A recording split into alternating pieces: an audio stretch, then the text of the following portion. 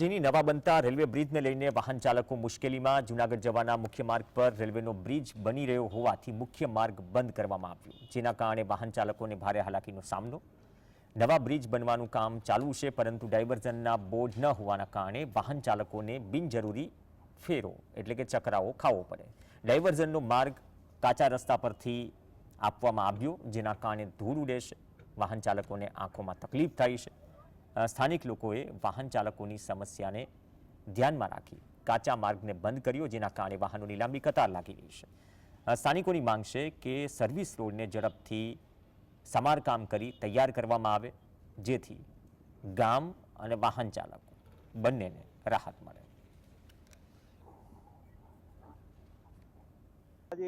અવારનવાર જવાનું રહે છે અને આ કામને હિસાબે અમે બહુ જ પરેશાન થાય છે। બધા લોકો દર્દીઓ છે, સામાન્ય માણસ છે, અને આ સરકાર એવી વાતો કરે છે કે અમે બહુ વિકાસ કર્યો અને કેટલા મુશ્કેલી પડે છે માણસોને અને આવવા જવામાં। અને ખરેખર આ કામ શરૂ કર્યા પહેલાં એમને વ્યવસ્થિત ડ્રાઇવર્ઝન કાઢી દેવો પડે।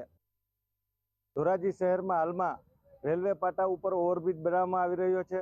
આ ઓવરબ્રિજની કામગીરી શરૂ કરી દેવામાં આવી છે, પરંતુ હજુ સર્વિસ રોડના ઠેકાણા નથી।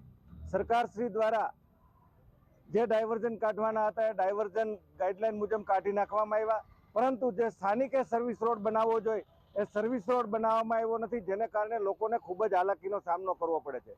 હાલમાં જોઈએ તો જે કામગીરી શરૂ થઈ છે ત્યાં કોઈ ડાયવર્ઝનના બોર્ડ મારવામાં આવ્યા નથી।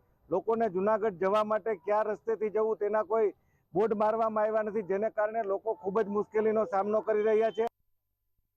છે જ નહીં, રોડ છે જ નહીં, રોડની પરિસ્થિતિ તો પછી બનાવવાની, રોડ હોય તો એની પરિસ્થિતિ હોય, રોડ જ નથી કર્યો, એમને માટી ઉપર ચાલવાનું કહી દીધું, બાકી કાંઈ નહીં, ફાટક ઉપર એમને બંધ કરી દીધું, પોતાની મનમાની સિવાય કાંઈ કરતા નથી।